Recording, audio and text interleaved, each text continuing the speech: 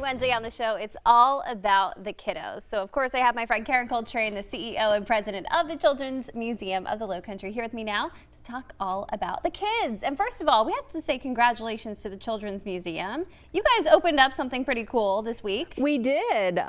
We opened our Publix grocery store last weekend. Yeah, it was fabulous. I got to see it when it was still under construction. It's so cool. What has the response been to It was fabulous. You know, on a very beautiful weather Saturday morning, sometimes we don't have the biggest crowd first thing in the morning, and we did. People wanted to see it. Publix sent their manager out from the Daniel Island store. We had a family that won our raffle with 3 adorable little boys who got to cut the ribbon, so it was fun. It was a good time. That's so fun. So this is now open. It's open and rip-roaring. Wow. All right, that's so much fun. Don't forget to check out that exhibit at the Children's Museum, new revamped Publix exhibit. That's right. All right, what's happening this week? Okay, we got a great event this week at the, for all the little Lowcountry little ones, it's the North Charleston Children's Festival. It's presented by the North Charleston Recreation Department as a component of the North Charleston Arts Fest. So it's free early childhood event. It does require some registration, but I see it's at the CCSD Regional Stadium on Montague Avenue in North Charleston. So it includes music, arts, crafts, games, demonstrations, performances, all kinds of things. So if you've got a little one, it's a free event. Check and see if you can, it's at kpage@northcharleston.org. You can email for more information. We have lots of little artists out there. Yes, so this is great for them. It is great for them. And then on Sunday, something really fun, I want to give a shout out. I've got a neighbor who's in Rotary, and the Rotaries are combined and doing an 18th annual Charleston Duck Race. So it benefits a lot of nonprofit organizations in town. It's happening at the Guggenheim Terrace on Daniel Island. The duck races are always really fun. And so just fill the water, watch the ducks go down, and take your kids out. It's a fun thing. That is so fun. I used to live in Chicago. I got my master's out there, and they did that in the Chicago River, and it was always such a blast. People would come out and all see the ducks race. It's so much fun. No, I love it. If it wasn't already happening, I'd be doing one for the museum. There you go. We'll have to come up with something else, something creative. But anyway, I wanted to break some more news. I've been breaking news all over the place with you. Love it. This one is for the parents, grandparents, aunties, uncles, friends of rising juniors in high school. So this isn't just this is older kids today. I want to tell you, we are starting a program called the CML Scholars. So this is a scholarship program. This is for a specific child or teenager who's a rising junior in any high school or homeschool, private, public, any of them. But we want them in there before they start their junior year, because it runs the entire year for them. And what this is going to be for the young person who really has an interest in nonprofit organizations, they are going to get the deepest possible leadership immersion into nonprofit management. So they're going to have an academic side where we work with them to teach them things like marketing, finance, all the things you need to know to operate a nonprofit. We'll even teach them board development for boards of directors and that kind of thing.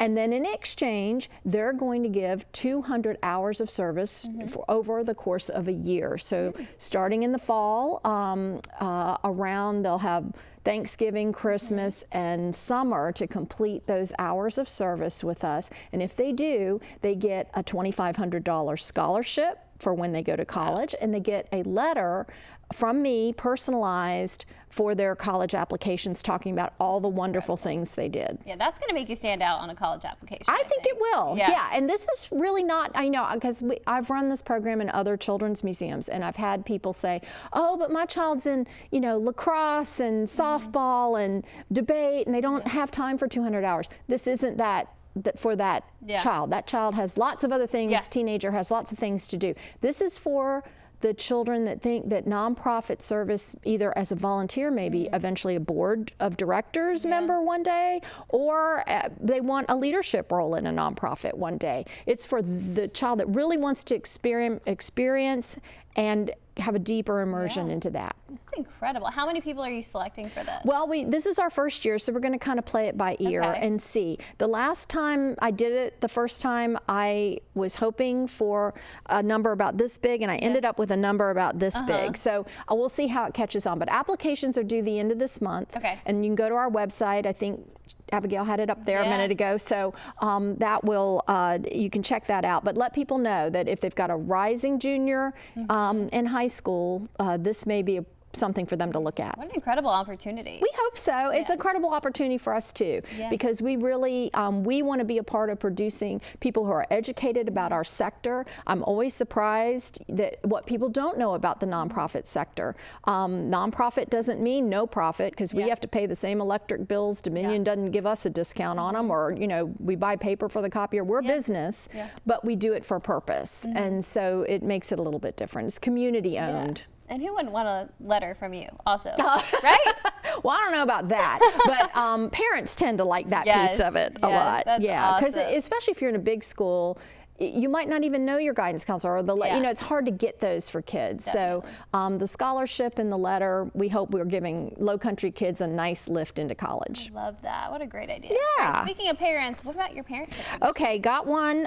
We talked about the 4 types of play, and you really like that. Love that. So it really caught my eye when I was reading, because I do this at like 4 in the morning and drive everyone nuts. But I was reading about a study on play that was just published in the academic journal Cell, which, if you're into that, it's a big deal. Okay. But it involved tickling rats. And when I saw that, I'm like, I've got to tell Emily about this. It's just fun to think about tickling rats, but it actually had some profound implications for the rest of us. So real quick, the researchers hooked up to brain activity detectors. They donned gloves, and they started tickling rats. And one graduate student in the study actually explained that rats vocalize when tickled, and kind of like we laugh. I mean, isn't that funny? But what they played, because they started chasing the researchers' hands, so they were playing being tickled. So anyway, this just like we would a little child, right? So anyway, the scientists located the region of the brain that shows significant activity when this is happening for the rats. And the region is called, and I'm sure someone will correct my butchered pronunciation, para-aqueductal gray. We'll call it PAG. P-A-G is how they refer to it. And it's involved in the other things that happen in that part of the brain are instinctual behaviors like pain perception or defense mechanisms. And when researchers blocked those cells, the animals, when they were tickled, stopped playing. So it's very important and interesting that it's the instinctual part of the brain, which is telling us who work in play something we already kind of know, which is play is instinctual. And the reason it is because it's how young entities learn, young humans, young bears.